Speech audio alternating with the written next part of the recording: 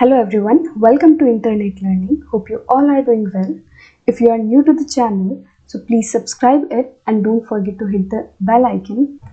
So today we are going to study chapter number 8 of class 6th Geography, and the chapter's name is India, Climate, Vegetation and Wildlife. तो पिछले chapter में हमने India के location, उसकी physical division, उसके neighbours, ये सारी चीज़ों के बारे में पढ़ा था. बट आज हम इंडिया के क्लाइमेट के बारे में पढ़ेंगे. देखो नाम से ही साफ पता चलता है कि चैप्टर में हम पढ़ने क्या वाले हैं, तो नेम से ही सारे चैप्टर को कनेक्ट करके पढ़ा करो तो ये आसान हो जाता है आपको चैप्टर समझना. तो इंडिया के हम क्लाइमेट के बारे में जानेंगे कि यहाँ का क्लाइमेट कैसा है, यहाँ के वेजिटेशन के बारे में जानेंगे कि यहाँ कैसे पेड़ पौधे पाए जाते हैं, यहाँ के वाइल्ड लाइफ के बारे में जानेंगे, यहाँ कैसे जानवर पाए जाते हैं, कैसे बर्ड एंड ऑल पाए जाते हैं. राइट. अच्छा, आप लोगों ने न्यूज़पेपर में पढ़ा होगा या फिर कभी टीवी में देखा होगा, तो वो लोग बताते हैं कि जैसे आज का दिन थोड़ा सनी रहने वाला है, आज के दिन थोड़ी बहुत बूंदाबांदी होने वाली है, या फिर आज का दिन थोड़ा क्लाउडी रहने वाला है. तो ये सब बताते हैं. राइट.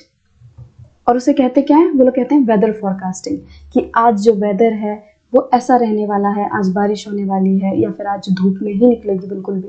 तो ये सारी चीज़ें हम क्या कहते हैं, वेदर फॉरकास्टिंग. बट अब ये वेदर जो है ये होता क्या है. वेदर मतलब कि जो कि हमारे एटमॉस्फेयर में डे टू डे चेंजेस आते हैं ना, उसे हम कहते हैं वेदर. राइट.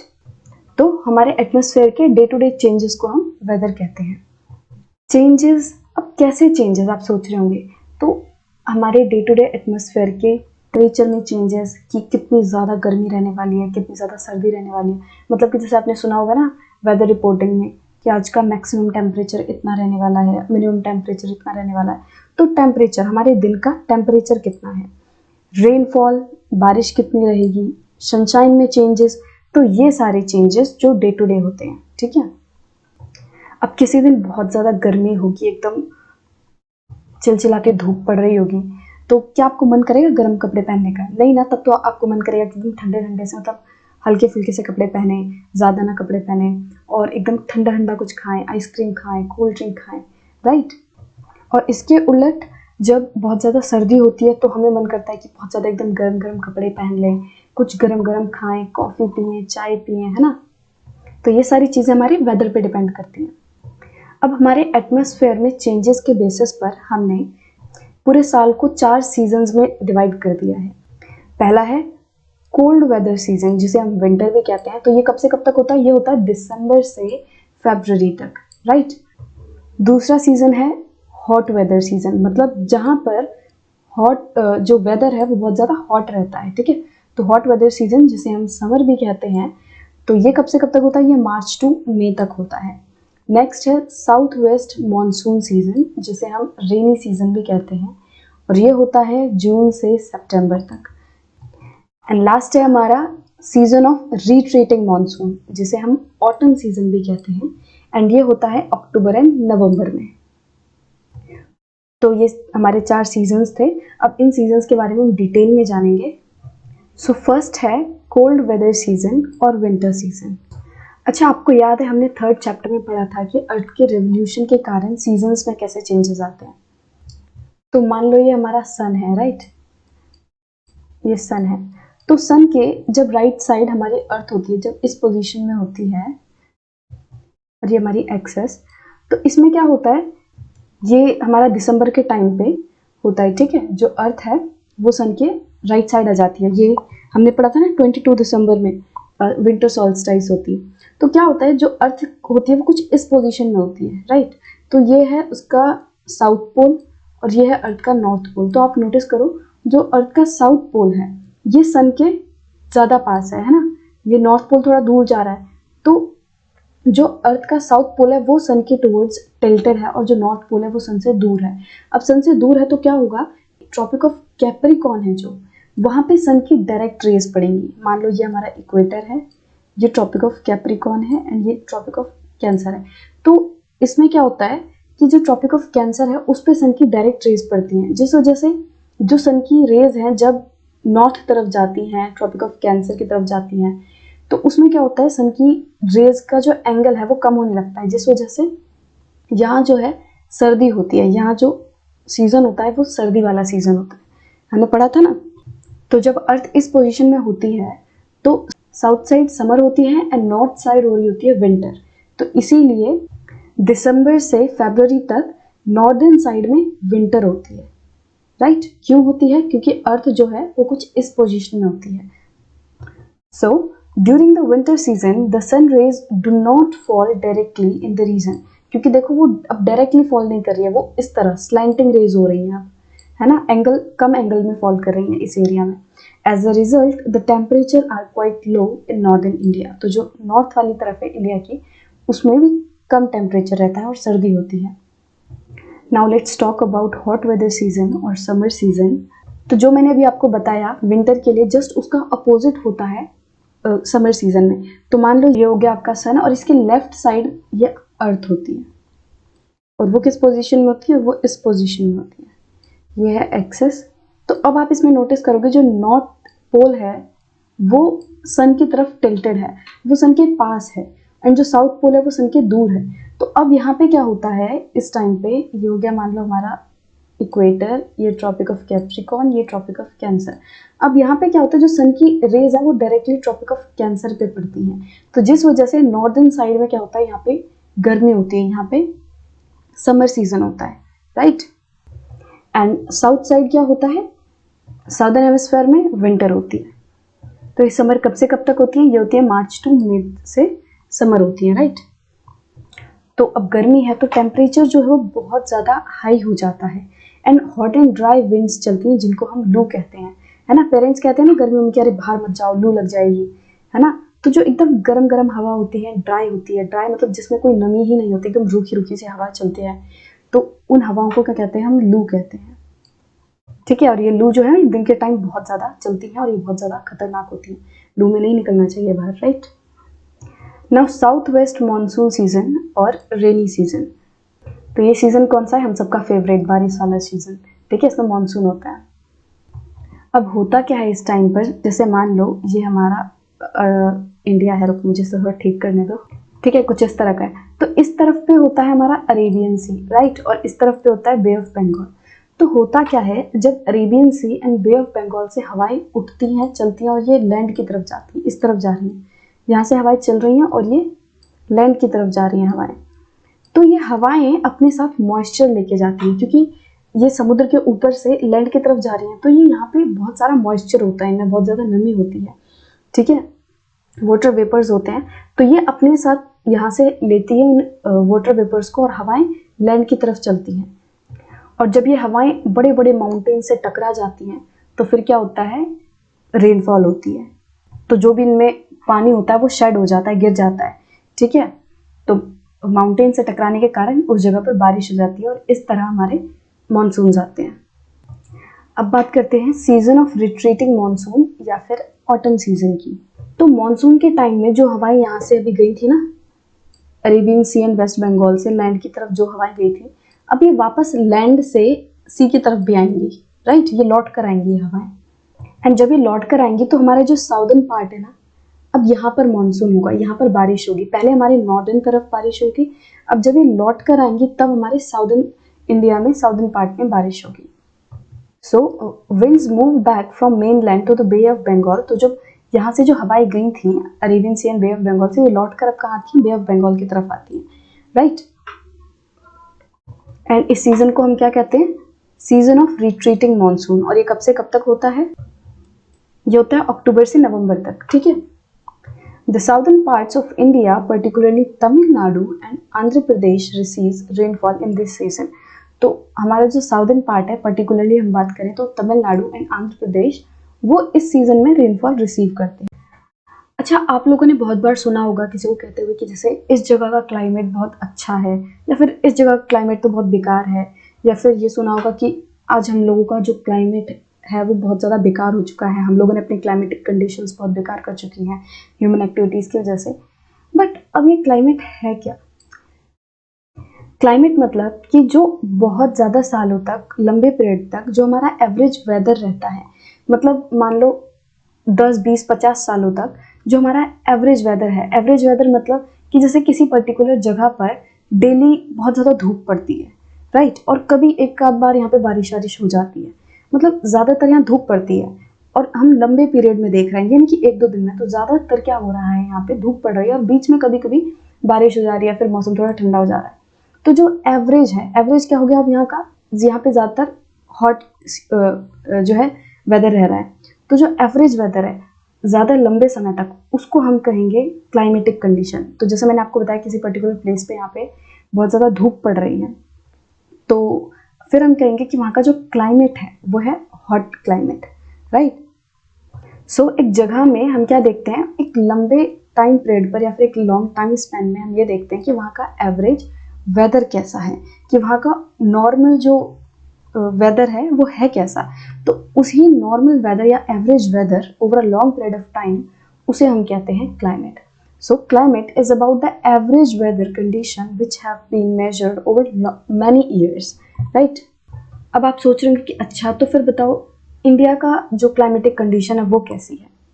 जो इंडिया की क्लाइमेटिक कंडीशन है उसे मॉनसून टाइप डिस्क्राइब किया गया है, उसे हम कहते हैं मॉनसून टाइप, राइट। तो यहाँ का जो हम कह सकते हैं एवरेज वेदर है वो मॉनसून टाइप है, ठीक है। अब ये जो मॉनसून वर्ड है ये कहाँ से आया है, ये अरबिक वर्ड मौसम से आया है, जिसका मतलब है सीजन। तो हम कहते हैं ना कि आज मौसम कितना अच्छा है ना, तो ये जो मौसम वर्ड है ये अरबिक वर्ड है और इसका मतलब सीजन है। So, due to India's location in the tropical region, most of the rain is brought by monsoon winds. तो जो इंडिया की लोकेशन है वो ट्रॉपिकल रीजन में है। तो ट्रॉपिकल रीजन क्या होता है, let's say this is Earth, this is our equator, this is Tropic of Cancer and this is Tropic of Capricorn. तो जो ये Tropic of Cancer and Tropic of Capricorn के बीच का एरिया होता है ये, तो इसको हम ट्रॉपिकल रीजन कहते हैं। तो हमारा इंडिया है उसको ट्रॉपिक ऑफ कैंसर जो है ऑलमोस्ट हाफ से कट करता है, तो इसीलिए हम कह सकते हैं कि जो इंडिया का जो कुछ पार्ट है वो ट्रॉपिकल रीजन में आता है, राइट। तो जो हमारी ज़्यादातर जो रेन है वो हमें कैसे मिलती है, वो मॉनसून विंड्स से मिलती है ना, जो Arabic Sea and Bay of Bengal से उठती हैं और लैंड की तरफ आती हैं, तो उनसे हमें मॉनसून मिलता है। अब इंडिया में जो एग्रीकल्चर है वो मेनली किस पे डिपेंड करता है, वो रेन्स पर ही डिपेंड करता है। मतलब अगर अच्छा मानसून होगा, अच्छी बारिश होगी, तो फिर क्रॉप भी अच्छी होगी, और अगर कम बारिश होगी, बेकार बारिश होगी, तो क्या होगा कि जो हमारी क्रॉप्स हैं वो भी इतनी अच्छी नहीं होंगी। अब एडिक्वेट रेन मतलब क्या है, अच्छी बारिश का मतलब क्या है, ना ही तो ज़्यादा कम बारिश, मतलब अगर मान लो बहुत ज़्यादा कम बारिश हुई है तो एकदम फसल वसल तो सब सूख ही जाएगी, तो भी अच्छी फसल नहीं होगी। बट अगर बहुत ज़्यादा रेन हो गई तो भी बाढ़ आ जाएगी, तभी जो है हमारी फसल बहुत अच्छी हो पाएगी। अब आप कभी एक प्लेस से दूसरे प्लेस पर गए होंगे तो आपने नोटिस किया होगा कि वहाँ का जो सीज़न है, वहाँ का जो मौसम है वो अलग है दूसरे वाले प्लेस से। फॉर एग्जाम्पल कि मान लो आप राजस्थान की बात कर रहे हो, तो राजस्थान में बहुत ज़्यादा गर्मी है, एंड वहीं आप सेम टाइम पर कश्मीर में चले जाओ तो वहाँ बारिश हो रही होगी, वहाँ बर्फ़ पड़ रही होगी। तो ऐसा क्यों, हम इंडिया में ही रह रहे हैं बट एक प्लेस पर बहुत ज़्यादा गर्मी है, एक प्लेस पर बहुत ज़्यादा बर्फ़ पड़ रही है, और वहीं केरला वगैरह में चले जाओगे तो वहाँ हर रोज़ बारिश होती है, ठीक है। तो ऐसा क्यों हो रहा है, तो जो हमारी क्लाइमेटिक कंडीशन है किसी प्लेस की, वो डिफरेंट डिफरेंट फैक्टर्स से अफेक्ट होती है, वो डिफरेंट फैक्टर्स पर डिपेंड करती है। अब वो डिफरेंट फैक्टर्स क्या हैं, जैसे कि लोकेशन, वो जगह जो है वो किस लोकेशन पर है, कितने ऑल्टीट्यूड पर, कितने लैटिट्यूड पर है, फिर ऑल्टीट्यूड कितने ऑल्टीट्यूड पर है, वो कितनी ऊंचाई पर है जगह, डिस्टेंस फ्रॉम द सी, वो जो जगह है वो सी से कितनी दूर है, रिलीफ, ठीक है, वो कैसे रिलीफ पर है। रिलीफ मतलब अर्थ के सरफेस पे कोई भी जो स्ट्रक्चर होता है उसको हम रिलीफ कहते हैं, कि जैसे ये माउंटेन हो गए, प्लेट्यू हो गए, ठीक है, प्लेन्स हो गए, सब रिलीफ है। तो कैसे रिलीफ पर है वो जगह, तो इन सब चीज़ों पे डिपेंड करता है एक जगह का क्लाइमेट। इसीलिए जब हम इंडिया में किसी एक प्लेस से दूसरे प्लेस पर जाएंगे, इंडिया में क्या अर्थ पर भी कहीं पे भी जब एक प्लेस से दूसरे प्लेस पर जाएंगे, तो हम क्या पाएंगे कि वहाँ के क्लाइमेटिक कंडीशंस जो हैं वो बहुत ही डिफरेंट है एक दूसरे से, क्योंकि सभी प्लेसेस जो हैं वो एक जैसे नहीं होते, सभी प्लेसेस माउंटेन्स पर नहीं होते, सभी प्लेसेस जो हैं वो सी के पास नहीं होते, ठीक है। तो सभी प्लेसेस जो हैं उनकी डिफरेंट लोकेशन है, वो डिफरेंट ऑल्टीट्यूड पर हैं, वो डिफरेंट डिस्टेंस पे हैं फ्रॉम द सी। तो इन सब चीज़ों के कारण सभी की क्लाइमेटिक कंडीशंस जो हैं वो भी डिफरेंट हो जाती हैं। अब जैसे कि जो जैसलमेर एंड बीकानेर हैं, जो कि राजस्थान के डेजर्ट्स में मिलते हैं, वो बहुत ही ज़्यादा हॉट होते हैं, यहाँ की जो क्लाइमेटिक कंडीशन है बहुत ही ज़्यादा हॉट है। और वहीं हम द्रास और या फिर कारगिल की बात करें जो कि जम्मू में है, जम्मू एंड कश्मीर में है, तो यहाँ पे बहुत ही ज़्यादा ठंडी होती है, यहाँ एकदम फ्रीजिंग कोल्ड होती है, इतनी होती है कि आप एकदम जम जाओगे। तो कितना ज़्यादा डिफरेंस है इन दोनों के क्लाइमेट में, राइट। वहीं आप कोस्टल एरियाज़ की बात करोगे जैसे कि मुंबई या फिर कोलकाता, तो यहाँ पे क्या होगा कि यहाँ पे मॉडरेट क्लाइमेट होता है, यहाँ ना ही तो इतनी ज़्यादा सर्दी होती, ना ही इतनी ज़्यादा गर्मी होती, राइट। तो ये सब में देखो कितना ज़्यादा डिफरेंस है, क्यों? क्योंकि इनके जो ये डिफरेंट डिफरेंट फैक्टर्स हैं ये सब अलग हैं, राइट। अब ये जो कोस्टल वाले प्लेसेस हैं, क्योंकि ये समुद्र के पास है, तो यहाँ पे जो कंडीशन रहती है वो कैसे रहती है? ह्यूमिड रहती है, राइट। ह्यूमिड मतलब नमी, कि हमारी हवा में कितनी नमी है, तो उसको हम ह्यूमिड कहते हैं। तो यहाँ पे बहुत ज़्यादा हवा में नमी रहती है, राइट, तो कोस्टल एरियाज़ में। अब जो मौसिनराम है मेघालय में, ये क्या है? ये वर्ल्ड की हाईएस्ट रेनफॉल रिसीव करता है, मतलब पूरे वर्ल्ड में सबसे ज़्यादा जो रेनफॉल है वो यहाँ होती है, ठीक है, मौसिनराम एंड मेघालय। और वहीं हम जैसलमेर जैसी जगह की बात करें जो कि राजस्थान में, यहाँ पे हो सकता है कभी कभी पूरे साल भर बारिश ना हो, राइट। सो डिफरेंट डिफरेंट जो प्लेसेस हैं उनमें के क्लाइमेटिक कंडीशन में भी डिफरेंस होता है, क्योंकि उन पे जो फैक्टर्स होते हैं हमारे जो क्लाइमेटिक कंडीशन को अफेक्ट करते हैं वो अलग अलग होते हैं, राइट। कोई डिफरेंट लोकेशन पे है, कोई डिफरेंट ऑल्टीट्यूड पर है, कोई सी के पास है, कोई सी से दूर है। तो ये सारी चीज़ों के कारण, इन सभी फैक्टर्स के कारण एक प्लेस की क्लाइमेटिक कंडीशन जो है वो दूसरे से अलग होती है। होप ये आपको अच्छे से समझ आ गया कि एक प्लेस की क्लाइमेटिक कंडीशन दूसरे से अलग क्यों होती है। एंड अगर नहीं भी आया तो आप कमेंट्स में बता दीजिए, मैं कोशिश करूंगी कि आपके सभी क्वेश्चंस का जवाब दे पाऊँ। Now our next topic is natural vegetation. तो जब भी आप कभी अपने घर से बाहर जाते होंगे तो आप नोटिस करते होंगे कि वहाँ पे डिफरेंट डिफरेंट प्लांट्स हैं। जो भी प्लांट्स हैं, जो भी पेड़ पौधे हैं, क्या वो सारे सेम होते हैं? नहीं ना, सब अलग अलग होते हैं। कहीं पे जब आप ग्राउंड में जाते हैं, प्ले ग्राउंड में जाते हैं फुटबॉल वगैरह खेलने, तो वहाँ देखेंगे कि आप छोटी छोटी ग्रीन ग्रीन ग्रासेस होती है ना, मज़ा आता है ना ऐसे ग्रीन ग्रास में खेलने में। तो कहीं कहीं पे ग्रीन ग्रीन ग्रासेस होती हैं, कहीं एकदम छोटे छोटे प्लांट्स होते हैं, बुशेस होती हैं, कहीं श्रब्स होती हैं जैसे कि कैक्टस आप देखते हो कहीं कहीं पर, और कहीं कहीं पर बहुत ही सुंदर फ्लावरिंग प्लांट्स होते हैं जिनमें बहुत ही सुंदर सुंदर फूल आए होते हैं। तो सभी जो पेड़ पौधे हैं वो सभी एक जैसे नहीं होते, राइट।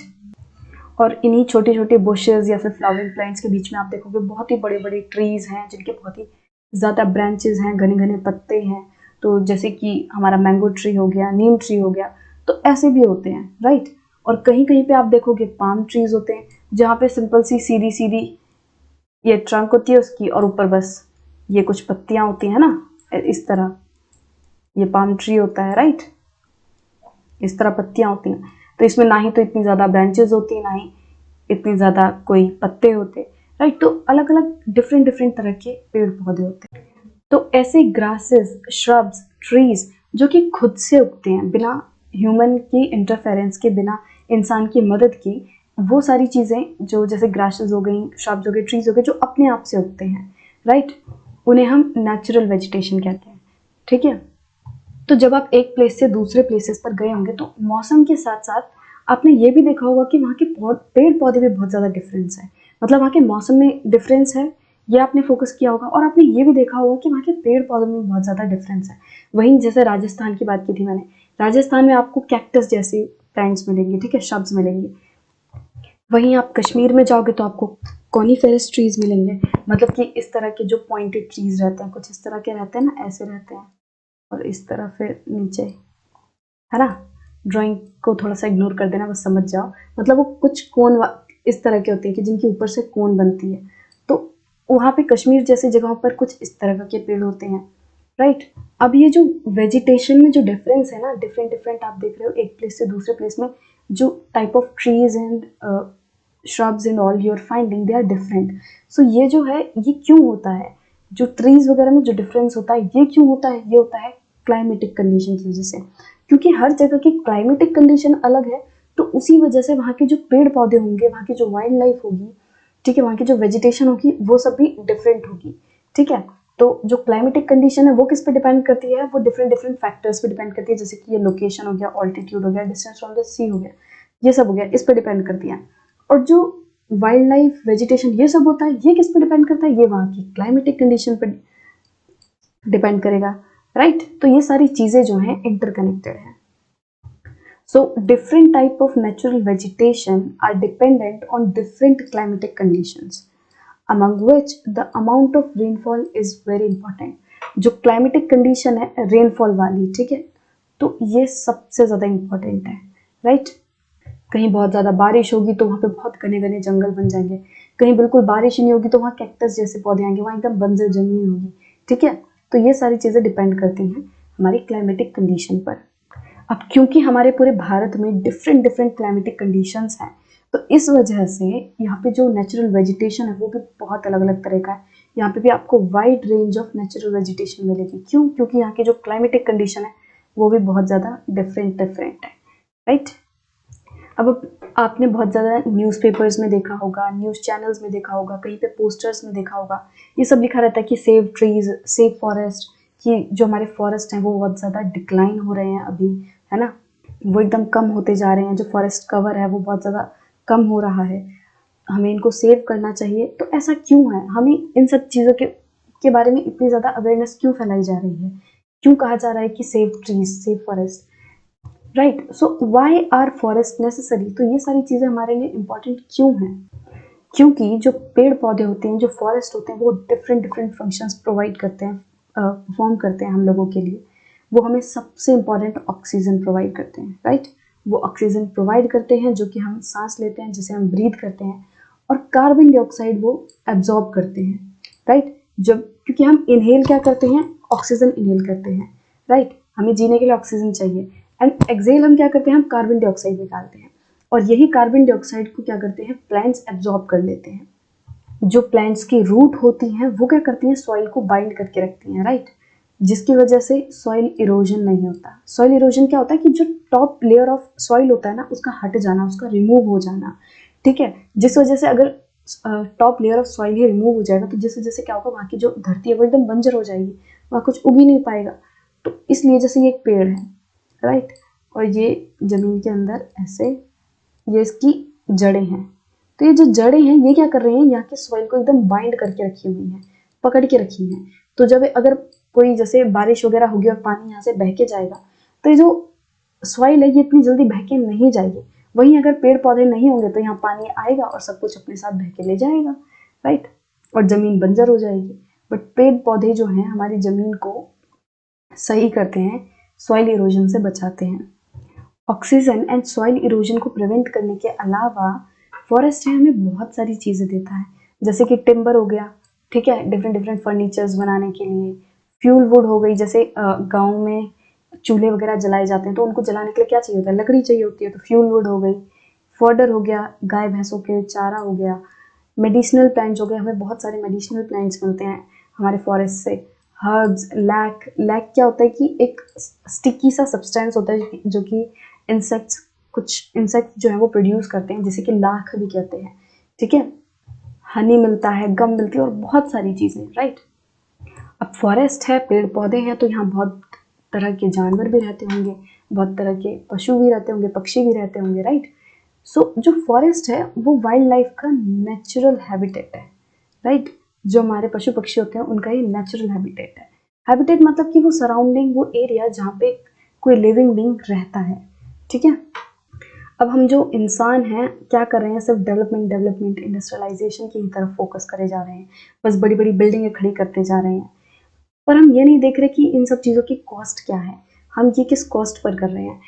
हम क्या करते जा रहे हैं? लगातार फॉरेस्ट को काटते जा रहे हैं, ठीक है, मतलब लार्ज एक्सटेंट पे ट्रीज को काटा जा रहा है, फॉरेस्ट को क्लियर किया जा रहा है, जिस वजह से जो है हमारी नेचुरल वेजिटेशन है बहुत ही ज़्यादा हाई लेवल पे डिस्ट्रॉय हो रही है। अब ठीक है, जो डेवलपमेंट है वो भी इम्पॉर्टेंट है, इंडस्ट्रियलाइजेशन भी इम्पॉर्टेंट है, बट हम अपना एनवायरनमेंट, अपनी नेचुरल वेजिटेशन को सेक्रीफाइस नहीं कर सकते ना। इसकी वजह से हमें चीज़ों को बैलेंस में लेकर चलना होगा। अगर हम पेड़ों को काट रहे हैं, अगर हम एक पेड़ काट रहे हैं तो हमें 4 उगाने होंगे पहले, ठीक है। जितना ले रहे हो उतना दो भी पहले, राइट। सो हमें प्लांट्स एंड ट्रीज़ को प्रोटेक्ट करना होगा, और बहुत ज़्यादा ट्रीज़ लगाने होंगे, और ज़्यादा ट्रीज़ लगाने होंगे, और जो एग्जिस्टिंग है, जो ऑलरेडी हैं, उनको बचाना होगा, उन्हें कटने से रोकना होगा, राइट। और इसके लिए हमारे स्पेशल प्रोग्राम्स भी हैं, जैसे कि वन महोत्सव होता है ना, आपके स्कूल्स में मनाया जाता है। ये क्यों मनाया जाता है?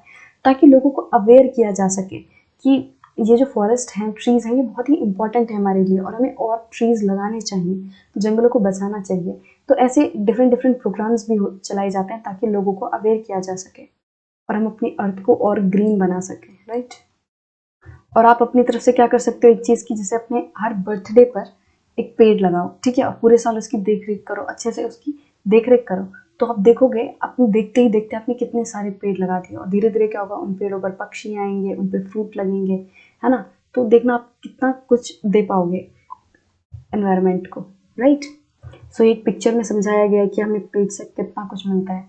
तो ये बीच में एक पेड़ है, यहाँ देखो, यहाँ जो इसकी रूट्स हैं इसमें दिखाया गया कि ये सॉइल को बाइंड कर रहा है, इसकी सारी जड़ें जो है सॉइल को पकड़ी हुई हैं, जकड़ी हुई हैं।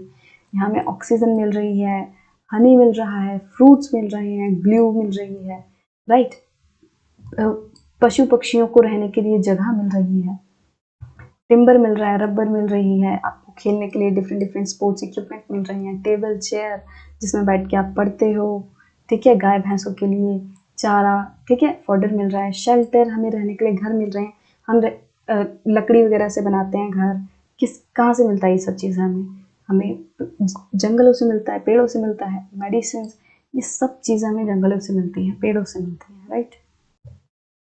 Now wildlife, so forest are home to a variety of wildlife. तो जो जंगल होते हैं उनमें डिफरेंट डिफरेंट तरह के जानवर रहते हैं, पक्षी रहते हैं, बर्ड्स रहते हैं। अब आप तो अपने घरों में रहते हो, सिटीज़ में रहते हो, विलेजेस में रहते हो, आपने सोचा ये जो जानवर हैं, शेर हैं, चीते हैं, ये कहाँ रहते हैं? इनको आपने सिटीज़ में तो चलते फिरते नहीं देखा है, तो ये रहते कहाँ हैं? ये जंगल में रहते हैं, ठीक है। तो जंगलों में हजारों तरह के स्पीशीज रहते हैं एनिमल्स के। So there are thousands of species of animals, large variety of reptiles मिलेंगे आपको जंगलों में, एम्फीबियंस मिलेंगे। एम्फीबियंस वो एनिमल्स होते हैं जो कि लैंड में भी रह लेते हैं और वाटर में भी रह लेते हैं, जैसे कि फ्रॉग, ठीक है। मैमल्स, आपको यहाँ बहुत तरह के मैमल्स मिलेंगे, बर्ड्स, इंसेक्ट्स, वॉर्म्स। तो ये डिफरेंट डिफरेंट काइंड ऑफ जो रेप्टाइल्स हैं, एम्फीबियंस हैं, मैमल्स हैं, ये सब फॉरेस्ट में रहते हैं, ठीक है। इन सबका घर है फॉरेस्ट में, राइट। तो देख लो, जब हम एक फॉरेस्ट को काटते हैं, जब फॉरेस्ट को क्लियर करते हैं, तो उसकी वजह से कितने तरह के जानवर, कितने जीव जंतुओं का हम घर उजाड़ देते हैं, राइट। अब हमारा नेशनल एनिमल क्या है, वो है टाइगर। तो जो नेशनल एनिमल है हमारा टाइगर, ये हमारे कंट्री के, इंडिया के डिफरेंट डिफरेंट पार्ट्स में पाए जाते हैं, ठीक है। अब जो एशियाटिक लॉयंस हैं, ये आपको कहाँ मिलेंगे, ये आपको मिलेंगे गिर फॉरेस्ट इन गुजरात।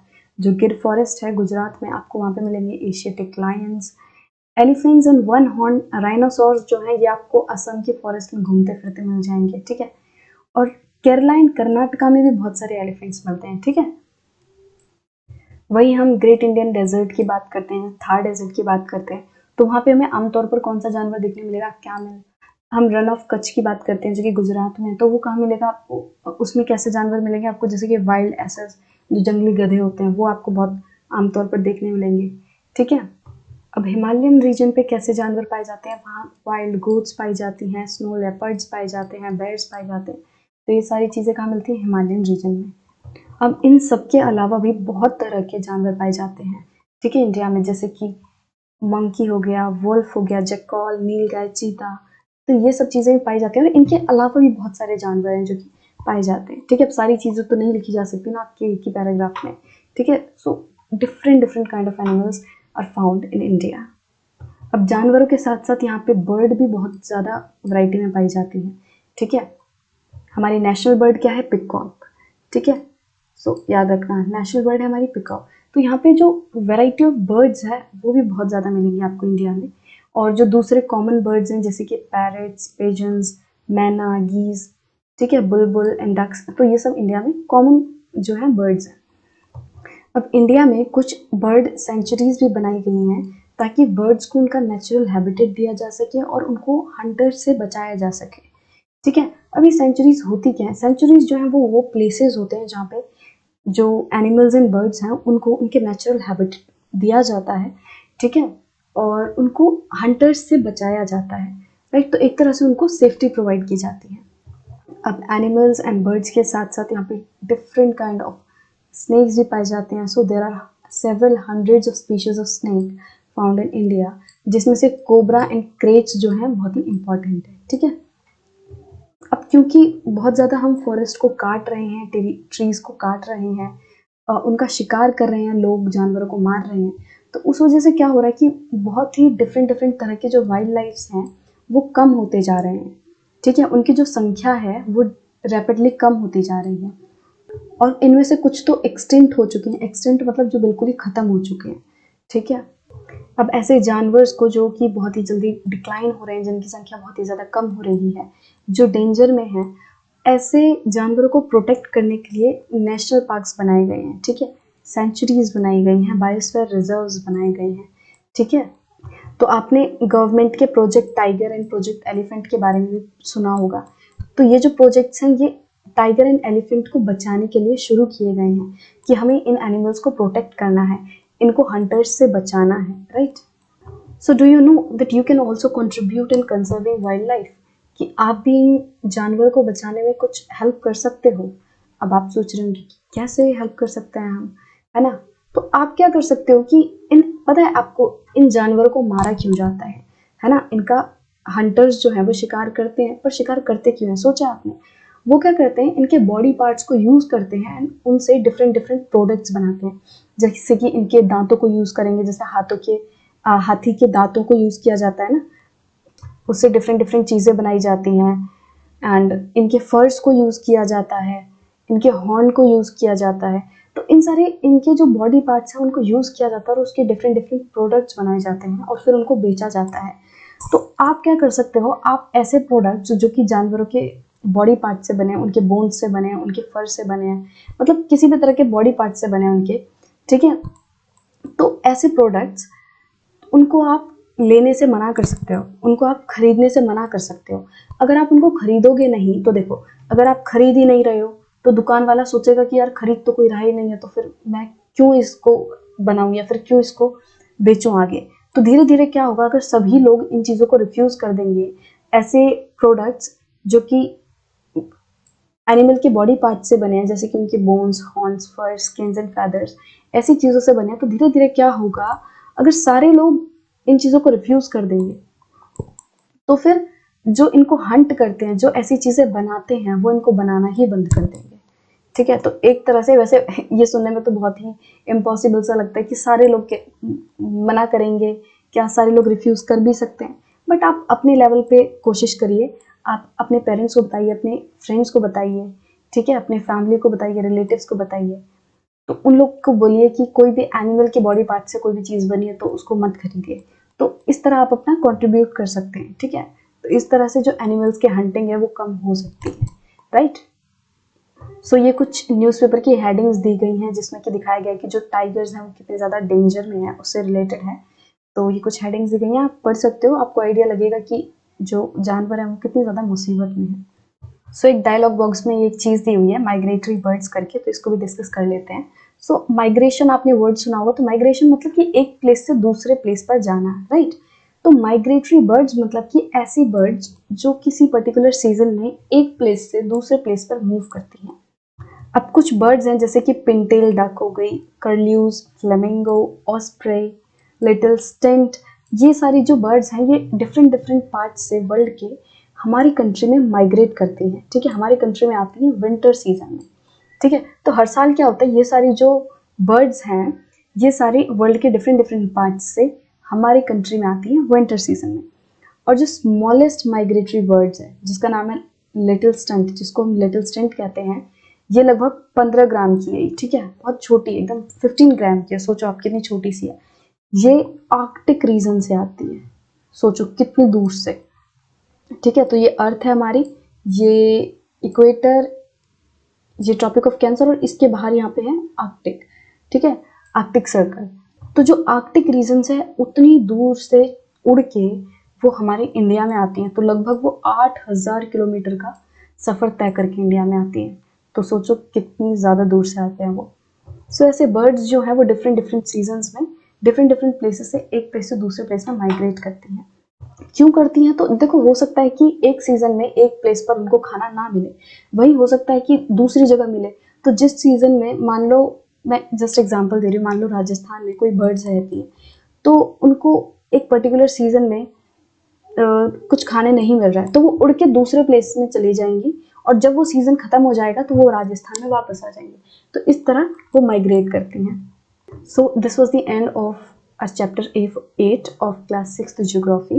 एंड इसके साथ ही हमारी पूरी क्लास 6 की जो जियोग्राफी है वो भी ख़त्म हो गई है। ठीक है, हमने सारे चैप्टर्स कवर कर लिए हैं। सो अगर आपने पहले वाले चैप्टर्स नहीं देखे हैं तो वो प्लेलिस्ट में आप जाके देख सकते हो, आपको सारे चैप्टर्स मिल जाएंगे एकदम डिटेल में डिस्कस किए हुए। Okay, so I hope you like this video, and if you do, please give it a thumbs up and don't forget to subscribe the channel and also press the bell icon so that whenever I upload a new video you will get notified. So this was it for this video and we will meet in next video. Till then, bye bye.